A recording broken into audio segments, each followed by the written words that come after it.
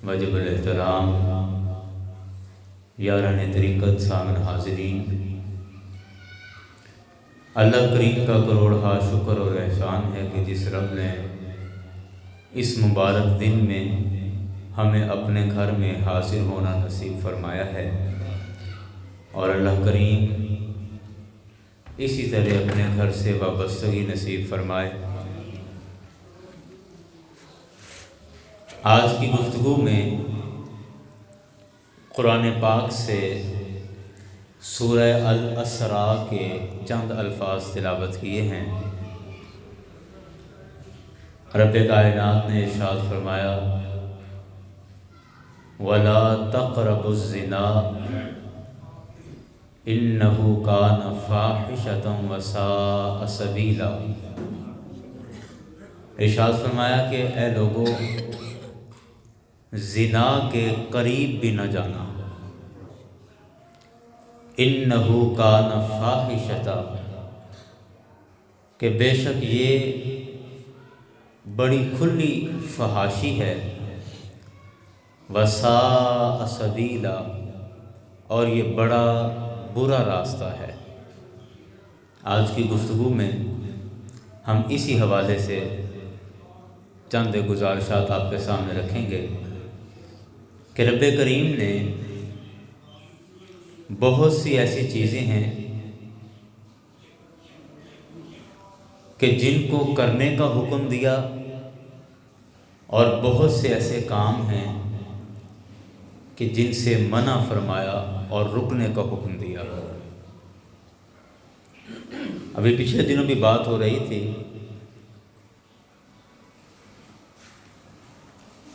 کہ جس کسی نے کوئی مشینری تیار کی ہوتی ہے وہ سب سے زیادہ بہتر جانتا ہے کہ اس مشینری کا استعمال کیسے کرنا ہے۔ مثال کے طور پہ آپ بازار سے کوئی چیز خرید کے لاتے ہیں، آپ موبائل فون خرید کے لاتے ہیں، تو اس موبائل فون کے ساتھ آپ کو ایک چھوٹا سا رسالہ، چھوٹی سی کتاب ملے گی، اور اس کتاب میں کمپنی نے ہدایات لکھی ہوں گی کہ اس ڈیوائس کو، اس موبائل فون کو آپ نے کیسے استعمال کرنا ہے۔ اور اگر ان ہدایات کے مطابق ہم اس چیز کو استعمال کرتے ہیں تو ظاہری بات ہے کہ اس کا فائدہ بھی زیادہ ہوگا، وہ زیادہ دیر تک چلے گی۔ اور اگر ہم اپنی منمانی کریں اور اپنی مرضی کے ساتھ اس کو استعمال کریں گے، یقیناً پھر ہم اسے بہت جلد خراب بھی کر دیں گے اور اس سے ہمیں نقصان بھی ہوگا۔ اسی طرح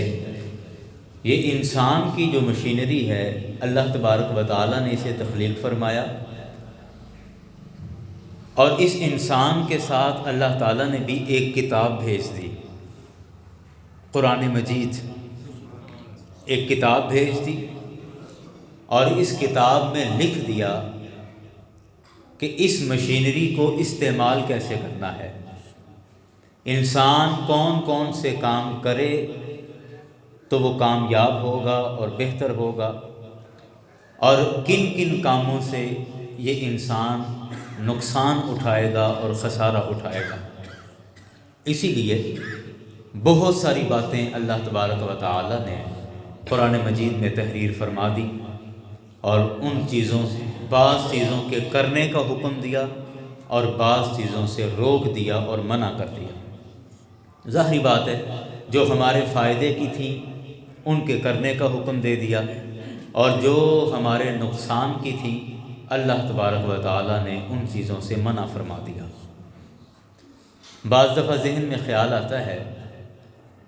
کہ ہم انسان ہیں، ہم آزاد ہیں، ہماری اپنی زندگی ہے، ہماری مرضی کہ ہم اپنی زندگی کو کیسے گزاریں، اپنی زندگی کو کس طرح ہم نے اس کے شب و روز گزارنے ہیں، ہم اپنا کماتے ہیں، اپنا کھاتے ہیں، خود محنت کرتے ہیں، تو جب سارا کچھ ہم خود کر رہے ہیں تو پھر ہمیں اپنی مرضی سے اپنی زندگی جینے کا اختیار کیوں نہیں ہے؟ یہ مثال اور یہ بات بالکل اسی طرح ہے کہ جب آپ کسی لمبے سفر پر جائیں اور اپنی گاڑی میں آپ سفر کر رہے ہوں، تو جب آپ نیشنل ہائی ویز پہ جائیں گے یا موٹر وے پہ جائیں گے تو اب وہاں پر آپ کو جگہ جگہ ہدایات کے بورڈ لکھے ہوئے نظر آئیں گے۔ کہیں لکھا ہوگا کہ ریڈیوس یور سپیڈ، اپنی سپیڈ کم کر لو۔ کہیں لکھا ہوگا کہ آپ کی زیادہ سے زیادہ سپیڈ لمٹ اتنی ہونی چاہیے۔ کہیں لکھا ہوگا کہ آگے آبادی ہے، نیشنل ہائی ویز پہ لکھا آگے آبادی ہے، رفتار آہستہ کر لیں۔ اس طرح کی مختلف ہدایات۔ کہیں لکھا ہوگا کہ آگے خطرناک موڑ ہے تاکہ گاڑی چلانے والا محتاط ہو جائے۔ اب اگر بندہ کہے کہ میری اپنی گاڑی، میں اس کا مالک، خود میں چلا رہا ہوں، پیٹرول میں نے اپنی جیب سے ڈلوایا ہے، تو اب یہ حکومت کیا کون ہوتی ہے مجھے کہنے والی کہ رفتار آہستہ کرو یا رفتار تیز کرو، یہاں پر سپیڈ سلو کرو یا تیز کرو؟ حکومت کون ہوتی ہے؟ یہ سڑک والے کون ہوتے ہیں مجھے پابندیاں لگانے والے؟ میری گاڑی ہے، میں اپنی مرضی سے چلاؤں گا۔ تو نتیجہ کیا نکلے گا کہ ہم بہت جلد کسی نہ کسی حادثے کا شکار ہو جائیں گے، ایکسیڈنٹ ہو جائے گا، نقصان کر بیٹھیں گے، جان کا بھی نقصان ہو سکتا ہے، مال کا بھی نقصان ہو سکتا ہے۔ تو اسی طرح وہ پابندیاں جو سڑک پر ہمارے اوپر لگائی گئی ہیں، اگر ہم ان پابندیوں کو نہیں مانتے اور کہتے ہیں کہ میں اپنی گاڑی اپنی مرضی سے چلاؤں گا، تو نتیجہ کیا نکلے گا کہ ہم نقصان کر بیٹھیں گے کہ وہ پابندیاں ہماری سیفٹی اور ہماری حفاظت کے لیے لگائی گئی ہیں۔ اسی طرح رب کائنات نے جو ہمارے اوپر احکامات نازل فرمائے، جن کاموں کے ہمیں کرنے کا حکم دیا اور جن کاموں سے ہمیں رکنے کا حکم دیا، یہ دراصل ہم پر کوئی اضافی پابندیاں نہیں ہیں، بلکہ یہ ہماری حفاظت اور ہماری بہتری کے لیے رب کائنات نے احکامات جاری فرمائے ہیں کہ اگر ان ہدایات اور ان احکامات کے مطابق اپنی زندگی گزارتے چلے جاؤ گے تو دنیا کی زندگی بھی تمہاری بہتر ہو جائے گی اور آخرت کے اندر بھی کامیاب ہوتے چلے جاؤ گے۔ اور اگر کہو کہ میں اپنی زندگی اپنی مرضی سے گزاروں گا تو پھر آپ بہت جلد نقصان کر بیٹھیں گے اور بہت نقصان کر بیٹھیں گے۔ تو رب کائنات نے جس نے یہ انسان تخلیق فرمایا، جس نے یہ مشینری تیار کی ہے، وہ رب کہتا ہے کہ اس مشینری کو یوں استعمال کرو اور یوں استعمال نہ کرو۔ انہی باتوں میں سے ایک بات آج ہم سورہ الاسراء کے اندر رب کائنات نے بیان فرمائی۔ ارشاد فرمایا کہ وَلَا تَقْرَبُوا الزِّنَا، اے لوگو زنا کے قریب بھی نہ جاؤ۔ اب اس میں دو باتیں ہیں۔ پہلی بات تو صاف صاف سمجھ آ رہی ہے کہ اللہ تبارک و تعالیٰ نے اس برے عمل سے منع فرمایا کہ زنا کے قریب نہ جاؤ، مطلب زنا سے منع فرمایا۔ ایک تو یہ بات سمجھ آ گئی، سیدھی سیدھی بات ہے۔ دوسری بات یہ ہے کہ رب کائنات نے نہ صرف زنا سے منع فرمایا بلکہ حکم دیا کہ زنا کے قریب بھی نہ جاؤ، قریب بھی نہ جاؤ۔ اب یہ دراصل جواب ہے ان باتوں کا جو ہمارے نوجوان بالخصوص اکثر یہ بات کرتے ہیں کہ جب کوئی اس طرح کی غلط کاری میں ملوث نظر آتا ہے یا کوئی اس پر شک گزرتا ہے یا محسوس ہوتا ہے کہ یہ بندہ غلط سائڈ پہ نکل رہا ہے، تو اس کو سمجھانے کے لیے جب بات کہی جاتی ہے کہ آپ یہ کن کاموں میں پڑ رہے ہیں، ہمیں شک گزر رہا ہے کہ آپ کا کوئی چال چلن اچھا نہیں ہے، آپ کو اٹھنا بیٹھنا ٹھیک نہیں ہے،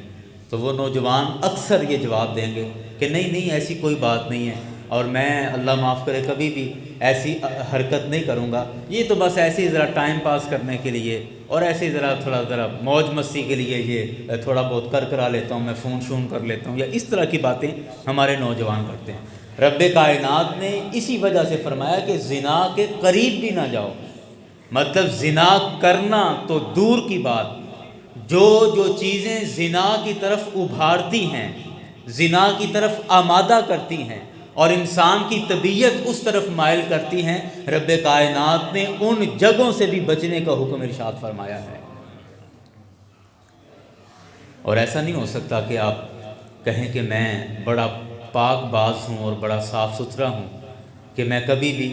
ان چیزوں کے قریب تو رہوں گا لیکن کبھی بھی اس عمل میں ملوث نہیں ہوں گا۔ ایسا ہو نہیں سکتا۔ اللہ کریم نے ارشاد فرمایا خلق الانسان ضعیفا، کہ انسان کو بڑا کمزور پیدا کیا گیا ہے، انسان کو بڑا کمزور پیدا کیا گیا، جسمانی اعتبار سے کمزور نہیں، کمزور ان اعتبار سے کہ یہ بڑی جلدی گناہ کی طرف مائل ہو جاتا ہے، اس کے ارادے بڑے کچے اور بڑے کمزور ہیں، یہ اپنے آپ کو گناہوں سے بچانے میں بڑا کمزور ہے، اس لیے فرمایا انسان کو بڑا کمزور پیدا کیا گیا۔ تو رب کائنات نے فرمایا کہ زنا کے قریب بھی نہ جاؤ، کہ ہر اس کام اور اس عمل سے بچو جو تمہیں زنا کی طرف بالآخر ان دی اینڈ جو تمہیں زنا کی طرف لے جائے، ان چیزوں سے بھی اپنے دامن کو بچا کے رکھو۔ اور ساتھ دو وجہ بیان فرما دی، فرمایا کہ انہ کان فاحشہ، کہ پہلی وجہ یہ ہے کہ یہ بڑا فحاشی والا کام ہے، بڑا فحاشی والا کام ہے، اور دوسری فرمایا وساء سبیلا، اور یہ بڑا برا راستہ ہے، غلط راستہ ہے اور فحاشی والا کام ہے۔ دو باتیں، دو وجہیں اس کے بیان فرما دیں۔ فحاشی ایک ایسی لعنت ہے کہ رسول اکرم صلی اللہ علیہ وسلم کی کئی احادیث میں اور قرآن پاک کے بھی کئی مضمون اس حوالے سے بیان ہوئے ہیں کہ انسان کے رزق میں کمی آنے کی بہت بڑی وجہ فحاشی اور بے حیائی ہے، کہ فحاشی سے انسان کا رزق کم ہوتا ہے، بے حیائی سے اس کا رزق ختم کر دیا جاتا ہے، اس کا رزق چھین لیا جاتا ہے۔ اب یہ کئی احادیث اور قرآن پاک کی آیات کا خلاصہ عرض کر رہا ہوں کہ فحاشی اور بے حیائی سے انسان کا رزق ختم ہو جاتا ہے۔ اور آج ہم دیکھتے ہیں کہ ہمارا بالخصوص نوجوان طبقہ وہ اپنے مالی معاملات کو لے کے بہت پریشان ہے، اپنے روزگار کے حوالے سے بہت پریشان ہے، اپنے مالی معاملات کی وجہ سے بہت پریشان ہے، اور اس کی وجہ میں نے عرض کر دی کہ آج آپ اس برے عمل سے توبہ کریں اور ہمیشہ کے لیے رب کی بارگاہ میں اس کا پکا وعدہ کر لیں، اور جب آپ بے حیائی اور فحاشی سے اللہ کی بارگاہ میں رجوع کر لیں گے، توبہ کر لیں گے، تو پھر آپ محسوس کریں گے کہ اللہ تعالیٰ آپ کے رزق میں کیسے برکتیں نازل فرما دیتا ہے اور آپ کے رزق میں کیسے اضافہ ہوتا ہے، اللہ رزق میں کیسے برکتیں عطا فرماتا ہے۔ سورہ یونس کے اندر بھی رب کائنات نے اس مضمون کو بیان فرمایا کہ اگر بارشیں نہ ہوں اور اگر تمہیں اولاد نصیب نہ ہو رہی ہو، تین باتیں بیان فرمائی سورہ یونس کے اندر۔ رب کائنات نے فرمایا کہ اگر تم اولاد کے طلبگار ہو اور تمہیں اولاد نہیں ہو رہی، دوسرا فرمایا کہ اگر تم بارش کے طلبگار ہو اور قحط سالی پڑ چکی ہے، بارش نہیں ہو رہی، اور اگر تم رزق کے طلبگار ہو اور تمہیں تمہاری ضرورت کا رزق میسر نہیں آ رہا، ان تینوں بیماریوں کا اللہ کریم نے جو حل بیان فرمایا وہ ایک ہی حل ہے کہ اپنے رب کی بارگاہ میں سچی توبہ کر لو اور اس کے بارگاہ میں استغفار کرو، یعنی اپنے برے اعمال پر رب کی بارگاہ میں توبہ کر لو اور اپنی غلطیوں اور خطاؤں پر اللہ کی بارگاہ میں معافی مانگ لو۔ اللہ کریم جب تمہاری توبہ قبول کر لے گا تو پھر تمہارے یہ تینوں مسئلے حل ہو جائیں گے، اللہ تمہیں رزق بھی وافر عطا فرمائے گا، اللہ تمہیں صالح اولاد بھی عطا فرمائے گا، اور اگر قحط سالی ہے تو اللہ رحمت کی بارش بھی نازل فرما دے گا۔ اس لیے رب کائنات نے فرمایا کہ یہ بڑی فحاشی ہے، انہ کان فاحشہ، یہ بڑی فحاشی کا کام ہے، اس لیے اس سے رک جاؤ۔ رسول اکرم صلی اللہ علیہ وسلم نے زنا کے حوالے سے مختلف احادیث کے اندر مختلف احکامات ارشاد فرمائے ہیں۔ حضرت سیدنا ابو ہریرہ رضی اللہ عنہ آپ اس حدیث پاک کو روایت کرتے ہیں اور یہ بڑی مشہور حدیث پاک ہے، سنن ابی داؤد کے اندر صحاح ستہ کی کتاب ہے، اس میں یہ حدیث پاک موجود ہے کہ حضور اقدس نبی کریم صلی اللہ علیہ وسلم نے ارشاد فرمایا، میرے کریم آقا صلی اللہ علیہ وسلم نے ارشاد فرمایا کہ جو عورت، اب زنا میں تو ظاہری بات ہے دونوں جنسیں ملوث ہوں گی نا، تو رسول اکرم صلی اللہ علیہ وسلم نے ارشاد فرمایا کہ جو عورت کسی قوم میں ایسے شخص کو داخل کر دے جو اس قوم میں نہیں ہے، یہ جملہ سمجھیے گا کہ جو عورت کسی قوم میں ایسے شخص کو داخل کر دے جو اس قوم سے نہیں ہے، مطلب یہ کہ جو عورت زنا کرے اور اس زنا سے وہ ولد حرام پیدا کرے، اس زنا سے وہ اولاد پیدا کرے، یعنی جو اس عورت کا شوہر ہے اور پھر جو زنا سے اس کے ہاں بچہ پیدا ہوتا ہے، تو ظاہری بات ہے وہ بیٹا اس باپ کا تو نہیں ہے، وہ تو جس کے ساتھ وہ زنا میں ملوث ہوئی اس کا ہے۔ اس لیے کہا کہ جو عورت کسی شخص کو یا کسی بچے کو آپ کہہ لیں ایسی قوم میں داخل کر دے جو کہ اس قوم کا نہیں ہے، جو اس کی قوم میں سے نہیں ہے، تو رسول پاک صلی اللہ علیہ وسلم نے ارشاد فرمایا کہ اس کو دو نقصان ہوں گے۔ دنیا کے نقصان تو اپنی جگہ پر وہ تو ہم بھی دیکھ لیتے ہیں کہ اس کا نتیجہ کیا نکلتا ہے، لیکن آخرت کے اندر رب کائنات کے حبیب صلی اللہ علیہ وسلم نے ارشاد فرمایا کہ اس کو دو نقصان ہوں گے۔ پہلا نقصان یہ کہ اللہ تعالیٰ اسے اپنی رحمت میں سے حصہ نہیں عطا فرمائے گا، وہ عورت رب کی رحمت سے محروم ہو جائے گی، اللہ اپنی رحمت سے اسے کوئی حصہ نہیں عطا فرمائے گا۔ اور دوسرا میرے کریم آقا صلی اللہ علیہ وسلم نے ارشاد فرمایا کہ ایسی عورت کو اللہ جنت میں داخل نہیں فرمائے گا، ایسی عورت کو جنت میں داخل نہیں فرمائے گا اور اپنی رحمت میں سے اس کو کوئی حصہ عطا نہیں فرمائے گا۔ یاران گرامی، اب آپ دیکھ لیں کہ ہماری آخرت کا دار و مدار انہی چیزوں پر ہے کہ اللہ تعالیٰ کی رحمت کا آسرا اور دوسرا جنت میں داخلہ، یہی دو چیزیں ہیں آخرت کی کامیابی کے لیے۔ اور رسول اکرم صلی اللہ علیہ وسلم نے زنا کرنے والوں کے لیے ان دونوں چیزوں کو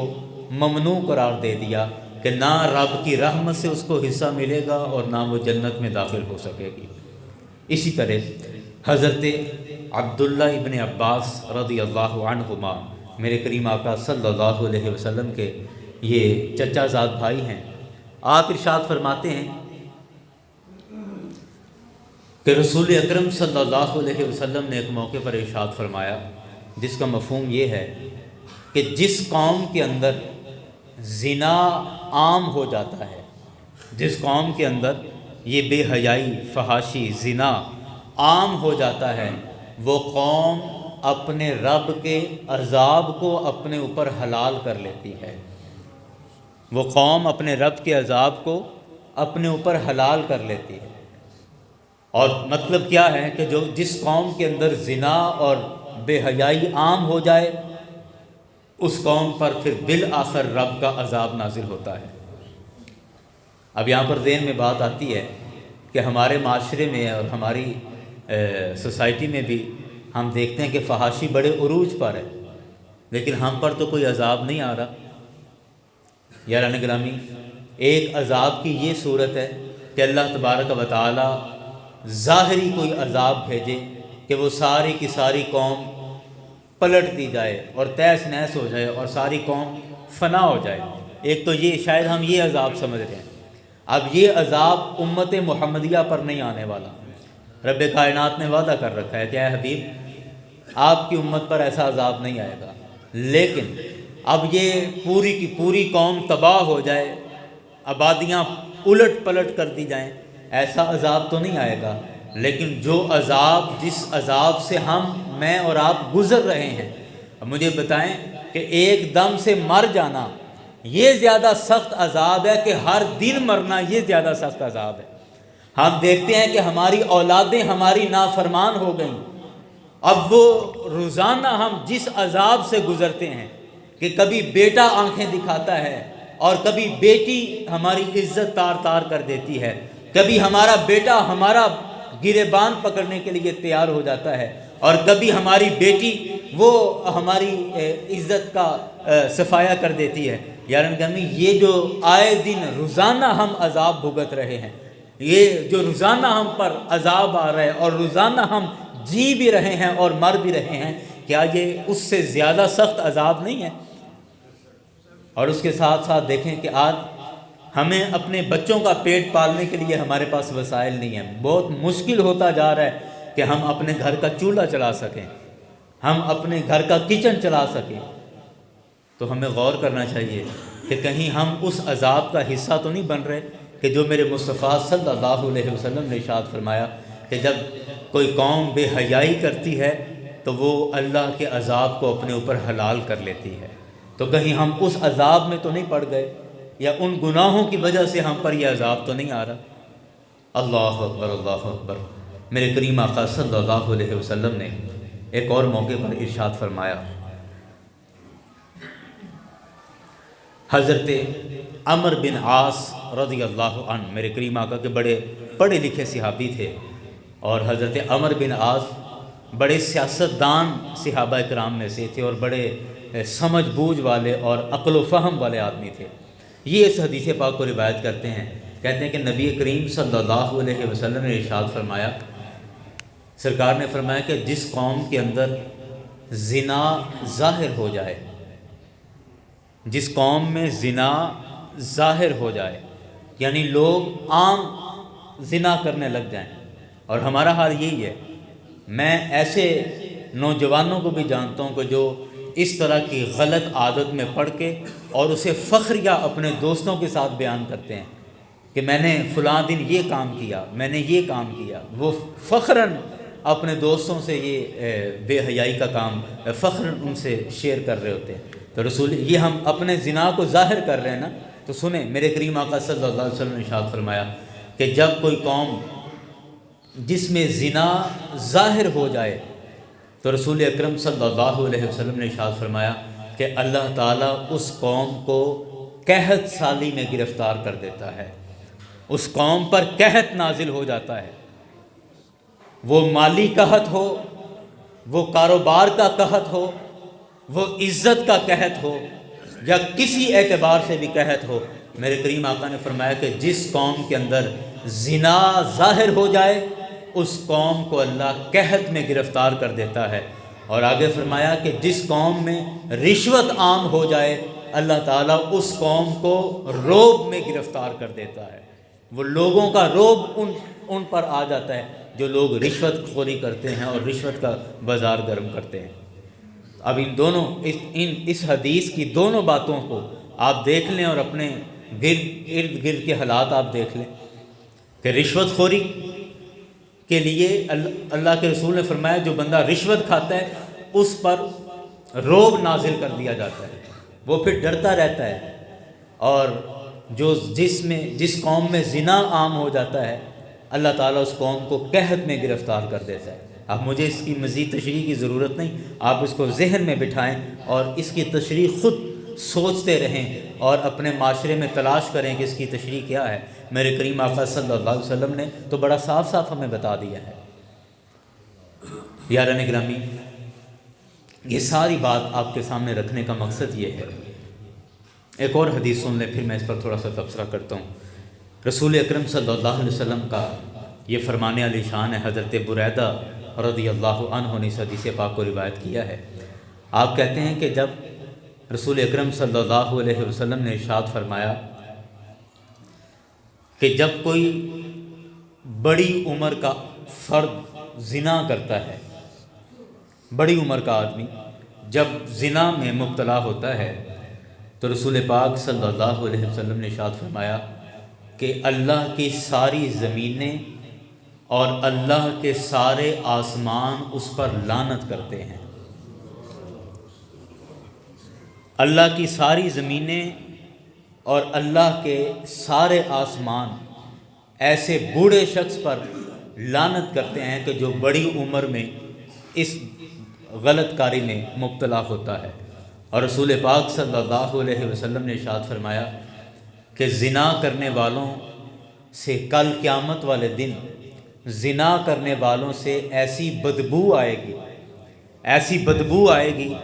کہ جن کو اللہ نے جہنم میں ڈال دیا ہوگا وہ جہنم کا عذاب بھول جائیں گے، اور وہ جہنم کے عذاب سے ہٹ کر زانیوں کے جسم سے آنے والی بدبو سے ان کو زیادہ تکلیف پہنچے گی۔ یعنی جہنمیوں کو جہنم سے اس قدر تکلیف نہیں ہوگی جس قدر زانیوں کے جسم سے آنے والی بدبو سے جہنمیوں کو ایذا اور تکلیف پہنچائی جائے گی۔ اب آپ اندازہ کر لیں کہ یہ کتنا سنگین جرم ہے، دنیاوی اعتبار سے بھی اور دینی اعتبار سے بھی، دنیا کے اعتبار سے بھی اور آخرت کے اعتبار سے بھی۔ اور یاران گرامی، ہمارے نوجوان بالخصوص ان کا نوجوان طبقے کا اکثر حصہ وہ یا تو زنا میں ملوث ہو جاتے ہیں یا زنا کے قریب قریب معاملات میں وہ الجھ جاتے ہیں اور ان میں ملوث پائے جاتے ہیں۔ رسول اکرم صلی اللہ علیہ وسلم نے کتنی نفرت فرمائی، یہاں ایک بندہ آپ پر لعنت کر دے تو اس پر ہم اتنے آگ بگولا ہو جاتے ہیں، اتنا ہمیں غصہ آتا ہے کہ ہم ہمیشہ کے لیے اس بندے سے دشمنیاں پال لیتے ہیں۔ اگر کوئی ایک بندہ آپ پر لعنت کر دے تو وہ ساری زندگی نہیں بھولتا۔ تو جب رب کائنات کے حبیب نے فرمایا کہ ساتوں زمین اور ساتوں آسمان، ساری زمینیں اور سارے آسمان ایسے بندے پر لعنت کرتے ہیں، تو مجھے بتاؤ پھر اس سے بڑھ کر اور کیا، اس کے پیچھے، اس کے بعد اور کیا رہ گیا ہے، اس کے پیچھے اور کیا رہ گیا۔ اور فرمایا کہ جہنمیوں کو بھی اپنے عذاب سے زیادہ، جہنم کے عذاب سے زیادہ زانیوں کی بدبو سے تکلیف پہنچے گی۔ یہ میرے کریم آقا صلی اللہ علیہ وسلم نے ارشاد فرمایا۔ یاران گرامی، یہ ساری باتیں جب ہمارے سامنے کھول کے رکھ دی گئی ہیں تو پھر ہمیں چاہیے کہ ہم ان چیزوں سے باز آ جائیں۔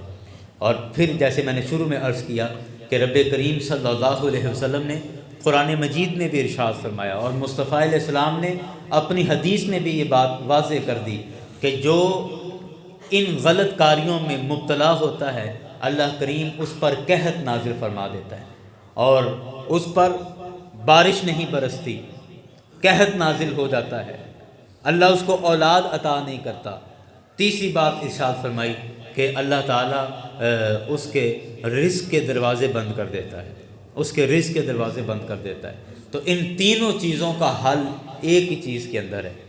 اگر آپ چاہتے ہیں کہ اللہ ہمیں صالح اولاد عطا فرمائے، اگر آپ چاہتے ہیں کہ اللہ ہمیں وافر رزق عطا فرمائے، اگر آپ چاہتے ہیں کہ اللہ اپنی رحمت کی بارشیں نازل فرمائے، تو پھر ان تینوں چیزوں کا ایک ہی حل ہے کہ رب کی بارگاہ میں سچی توبہ کر لی جائے، اپنے گناہوں سے، اپنی بدعمالیوں سے سچی توبہ کر کے اور ہمیشہ کے لیے بے حیائی اور فحاشی کے کاموں سے رکا جائے۔ یہ اس کا حل قرآن نے بیان فرمایا ہے۔ تو پھر اللہ اولاد بھی عطا کرے گا، رزق بھی عطا کرے گا اور رحمت کی بارش بھی عطا کرے گا۔ تو یاران گرامی، کوئی بھی برا عمل کسی کے ساتھ کرنے سے پہلے ہمیں کم از کم اس جگہ پہ خود کو رکھ کے سوچ لینا چاہیے۔ یہ ایک بڑا آسان طریقہ ہے کہ اگر آپ کسی کی بہن کی طرف بد نگاہی سے دیکھ رہے ہیں، کسی کی بیٹی کی طرف بد نگاہی سے دیکھ رہے ہیں، تو آپ کم از کم اس بیٹی اور اس بہن کی جگہ پہ آپ اپنے آپ کو ایک دفعہ رکھ کے سوچ لیں کہ کیا میری بہن کی طرف اگر کوئی دیکھے تو میں برداشت کر سکتا ہوں؟ کیا میری بیٹی کی طرف کوئی اس نظر سے دیکھے، یا میری بیٹی جب اسکول جا رہی ہو، کالج جا رہی ہو یا بازار جا رہی ہو تو اس پر گلی میں کھڑے ہوا کوئی لونڈا اس پر جب کوئی جملہ کسے، تو اگر میں اپنی بہن بیٹی کے لیے یہ برداشت کر سکتا ہوں تو پھر ٹھیک ہے، آپ دوسروں کے لیے بھی یہ کر لیں۔ اور اگر آپ کو اپنی بہن بیٹی کے لیے یہ سب برداشت نہیں ہے تو پھر کم از کم سوچ لیں کہ جس خاتون کے لیے میں یہ تانا کس رہا ہوں، یہ جملہ کس رہا ہوں یا یہ بد نگاہی کر رہا ہوں، وہ بھی کسی کی بہن ہے یا کسی کی بیٹی ہے۔ اور میرے شیخ طریقت حضرت خواجہ عالم غلام مرتضیٰ خناف رسول رضی اللہ عنہ، آپ نے اپنی ایک کتاب میں بڑا خوبصورت جملہ لکھا۔ آپ نے کہا کہ جب تم بازار میں چلو، گلی میں، رستے میں چلو، تو فرمایا کہ شیروں کی طرح چلا کرو، کتوں کی طرح نہ چلا کرو۔ شیروں کی طرح چلا کرو۔ اور پھر آگے لکھا انہوں نے کہ کتا جب بھی چلتا ہے گردن جھکا کے چلتا ہے نا، شیر جب بھی چلتا ہے، شیر جب بھی چلتا ہے، آپ نے ٹی وی میں دیکھا ہوگا کہ شیر جب بھی چلتا ہے وہ گردن جھکا کر چلتا ہے، اور کتا جب بھی چلتا ہے وہ کبھی ادھر منہ مارتا ہے، کبھی ادھر منہ مارتا ہے، کبھی ادھر دیکھتا ہے، کبھی ادھر دیکھتا ہے، کبھی کسی پہ بھونکتا ہے، کبھی کسی پہ بھونکتا ہے، وہ گلی میں اس طرح چلتا ہے۔ تو اب یہ فیصلہ ہمارے خود کے ہاتھ میں ہے کہ ہم نے اپنا چال چلن کتوں جیسا بنانا ہے یا ہم نے اپنا چال چلن شیروں جیسا بنانا ہے۔ اور اگر ہم اپنے آپ کو شیر محسوس کرتے ہیں اور کہتے ہیں کہ میں شیر ہوں، تو پھر ہمیں نگاہیں نیچی کر کے اور سر جھکا کے چلنا ہوگا۔ اور اگر آپ خود کو کتا محسوس کرتے ہیں تو پھر ٹھیک ہے، آپ کی مرضی، پھر یوں چلتے پھریں۔ لیکن یاران گرامی، ظاہری بات ہے کہ ایسے گندے جانور کے ساتھ تو کوئی بھی اپنے آپ کو تشبیہ نہیں دیتا، ہمیشہ ہم خود کو اچھی شے کے ساتھ تشبیہ دیتے ہیں۔ تو اگر ہم سمجھتے ہیں کہ ہم شیر ہیں تو پھر ہمیں سر جھکا کے اور اپنی نگاہوں میں حیا پیدا کرنی ہوگی، اپنی نظروں میں ہمیں حیا پیدا کرنی ہوگی۔ رب کائنات کی بارگاہ میں دعا ہے کہ اللہ تعالی ہمیں حیا کی دولت عطا فرمائے، ہماری بیٹیوں کو بھی اور ہمارے بیٹوں کو بھی اس دولت سے مالا مال فرمائے۔